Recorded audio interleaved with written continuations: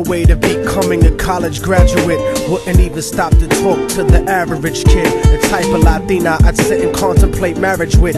Fuck the horse and carriage shit, her love was never for hire. Disciplined, intellectual beauty's what I desire. Flyer than Selma Hayek or Jennifer Lopez. Everyone told me kicking it to her was hopeless. At first I just thought she didn't mess with broke kids. The thug niggas always talking about how they smoke kids, but the rich sniff coke kids got no play. I'm not even interested what her body language would say. Everyone around the way gave up trying to get in it, cause didn't matter how good your game was, she wasn't with it. All the block bitches was jealous but wouldn't admit it. Talk shit and deny to everyone that they did it, cause they regretted the long list of niggas that they let hit it. And no one ever gave them shit except McDonald's and Diddick. Smoking weed with thoughts of envy whenever they lit it. She spoke intelligently and they bit it, always trying to copy, but when they tried to use her vocab they sounded sloppy. She had a style all her own, respectful and pure. I was sick in the head for her and there wasn't a cure.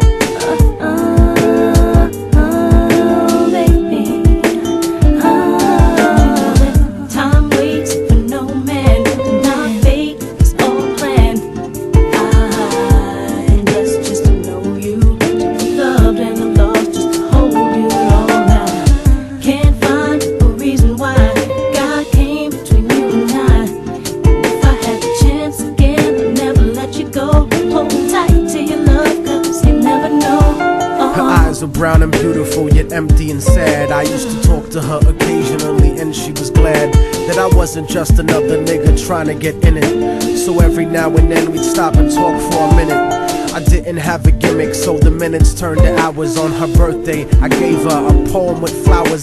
Then I took her out to dinner after her cousin's baby shower. We talked about power to the people and such. We spent more time together, but it was never enough. I never tried to sneak a touch or even cop a feel. I was too interested in keeping it real, perfectly honest and complete. She would always call me cariño and never technique. Bought me a new book to read every 2 or 3 weeks, forever changing the expression of my thoughts when I speak. It was because of her I even deaded all of my freaks. She convinced me to stop hanging out on the streets, to stop robbing and stealing from people like you. Instead I took her out to the Apollo and the Bronx Zoo, Museo del Barrio and the Metropolitan too. Got to the point where I was either with her or my crew. So I decided one day to tell her my feelings was true. I couldn't live without her, so I told her face of my fears. But honey's only response was a face full of tears. She could only sob hysterically, holding me tight. I tried to speak, but she wouldn't stop until I left sight. I felt like a moth who got himself too close to the light. Except I didn't burn, I turned cold after that night. Don't you know that time waits for no man, and our fate is all planned? I'm blessed just to know you, to be loved and I'm lost just to hold you all. I can't find a reason why God came between you and I. And if I had the chance again, I'd never let you go. Hold tight to your love, cause you never know. I went on with my life, college and my career. Ended up locked up like an animal for a year, where the COs talk to you like they were the overseer. Then I got sent to the hole when my exit was near. At night in my cell, I'd close my eyes and I'd see her, hold her close in my dreams. But when I woke, she disappeared. Just an empty cell until the state gave me parole. In the summer, came back intact and on track. But the fact of the matter is I still felt cold. Even after my mother hugged me crying at home, my real niggas would catch me thinking out of my zone, fucking lots of different women. But I still felt alone, relatively well known around the New York underground. But I kept thinking of her and how we used to be down. The sound of her voice and the beautiful smell of her hair. Though gone physically, somehow it was still there. I had to do something because the shit was too much to bear. So I went and visited the building where she used to live. The world looks a lot different after you do a bid. Your way of life done changed, while primitive minds are still stuck in the same game. Like her cousin who was on the corner slinging cocaine, stepped in the lobby and tapped the button next to her last name. Her mom buzzed me up and hugged me up like a mother order, but her facial expression changed when I asked about her daughter. For no man, and our fate is all planned. I'm blessed just to know you, to be loved and I'm lost just to hold you all. I can't find a reason why God came between you and I.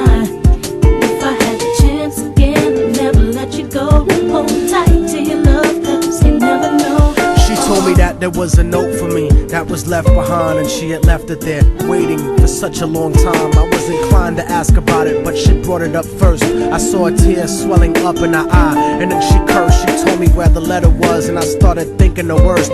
Reversed my position, stepped over and opened the door, and sure enough, there was an envelope with my name on the floor. Nobody loves you more than me, cariño's what the letter said. By the time you get to read this, I'll probably be dead. But when you left in '97, a part of me went to heaven. I thank God at least I got to know what love really was.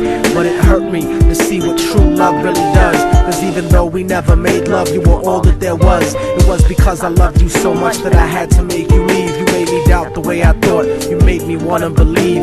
And then I slipped up and I let you get close to me. It was hard to not be openly when people spoke to me. This was not the way I thought my life was supposed to be. Baby, don't you see, I had a blood transfusion that left me with HIV. Hope didn't exist for me since late in 1993. I died a virgin, I wish I could have given myself to you. I cried in the hospital cause there was no one else but you. Promise that you'll meet me in paradise inevitably. No matter what, I'll keep your love forever with me. What happened for the rest of the day is still a blur, but I remember wishing that I was dead instead of her. She was buried on August 3rd. The story ends without a sequel, and now you know our technique. Don't fucking fall in love with people. Hold the person that you love closely if they're next to you. The one you love, not the person that simply has sex with you. Appreciate them to the fullest extent, and then beyond, cause you never really know what you got until it's gone.